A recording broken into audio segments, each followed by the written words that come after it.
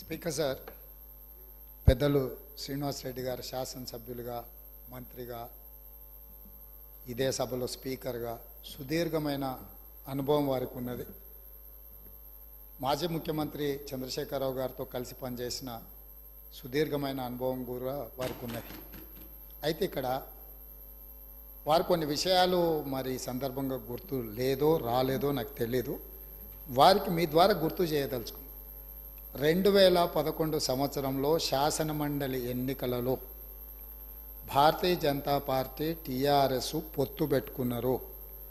ఆనాడు ఇదే సభలో ఉన్న ఈరోజు కేంద్ర మంత్రి బీజేపీ అధ్యక్షుడు కిషన్ రెడ్డి గారు, ఎండెల లక్ష్మీనారాయణ గారు, ఇద్దరు శాసనసభ్యులు బీజేపీ నుంచి టీఆర్ఎస్ అభ్యర్థికి అధికారికంగా ఓట్లేసిండ్రు. ఒకటి. రెండవది, ఆనాడు ముగ్గురు టీఆర్ఎస్ ఎమ్మెల్యేలు కిరణ్ కుమార్ రెడ్డి గారికి ఓటేసిండ్రు.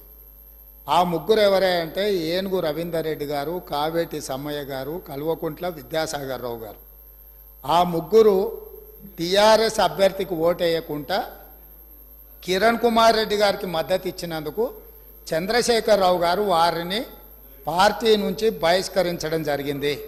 ఆ సందర్భంగా ఎమ్మెల్యేలు ఏం చెప్పిండ్రంటే, అయ్యా మీ అల్లుడు గారే మమ్మల్ని ఇక్కడ ఓటేయమని చెప్తే మేము పోయి అక్కడ ఓటేసినాము, ఓటేయమన్నా మీ అల్లుడినేమో ఇంట్లో పెట్టుకున్నావు, మమ్మల్ని పార్టీ నుంచి ఎట్లా బహిష్కరిస్తావు అని వాళ్ళు మాట్లాడడంతో తిరిగి 2014లో వారికి టికెట్లు ఇవ్వడం జరిగింది. నెంబర్ 1.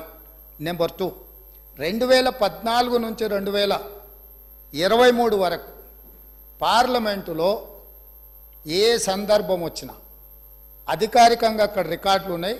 కావాలంటే వారి పెద్దలు పోచారం శ్రీనివాసరెడ్డి గారు, నామ నాగేశ్వరరావు గారికో లేకపోతే కేశవరావు గారికో వారు అడిగితే ఎన్ని బిల్లులు వచ్చినప్పుడు లోక్సభలో కానీ రాజ్యసభలో కానీ వారు ఎవరి పక్షాన నిలబడి ఎవరికి మద్దతు పలికినరో అక్కడ సజీవంగా సాక్ష్యాలు ఉంటాయి.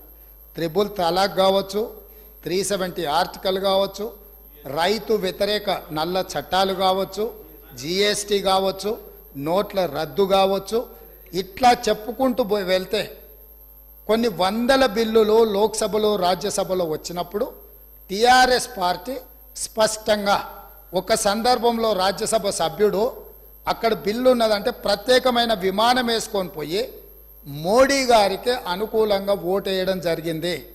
Bharatiya Janata party, BRS, BJP ఒకే రకమైన ఆలోచన విధానంతో గత 10 సంవత్సరాలు ప్రభుత్వాలను కలిసి నడుపుకున్నారు.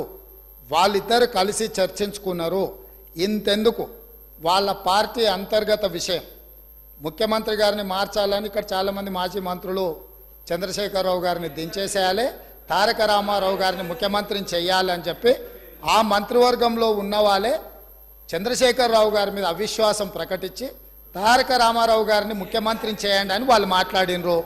వాళ్ళందరూ ఒత్తిడి తట్టుకోలేక చంద్రశేఖరరావు గారు వెళ్ళి నరేంద్ర మోడీ ప్రధానమంత్రిని కలిసి నేను అక్కడి నుంచి మా వాళ్ళు తప్పుకోమంటుండ్రు, తప్పుకుంటా తారక రామారావు గారిని తెలంగాణ రాష్ట్రానికి ముఖ్యమంత్రిని చేస్తా, మీరు నాకు అనుమతి ఇవ్వమని అడిగినరని, నేను వారసత్వ రాజకీయాలు లేకపోతే రాచరికాలను నేను సమర్థించను, నేను వ్యతిరేకిస్తున్నా, అది ఎలా సాధ్యమో అని నేను చంద్రశేఖరరావును నిలదీసినని భారత ప్రధానమంత్రి తెలంగాణ రాష్ట్రానికి వచ్చినప్పుడు స్పష్టంగా ప్రకటన చేసిండు. ఇప్పుడు పెద్దలు శ్రీనివాసరెడ్డి గారిని నేను అడుగుతున్నా, మీకు ఎలాంటి సంబంధాలు లేకపోతే, అనుబంధం లేకపోతే, ఆయన అనుమతితోనే మీరు నిర్ణయాలు తీసుకోకపోతే మీ పార్టీ అంతర్గత వ్యవహార ముఖ్యమంత్రిని మార్చుకోవడం అనేది, అట్లాంటి విషయం కూడా మోడీ గారి అనుమతిని అడిగిందంటే మీ బంధం ఫెవికల్ బంధం.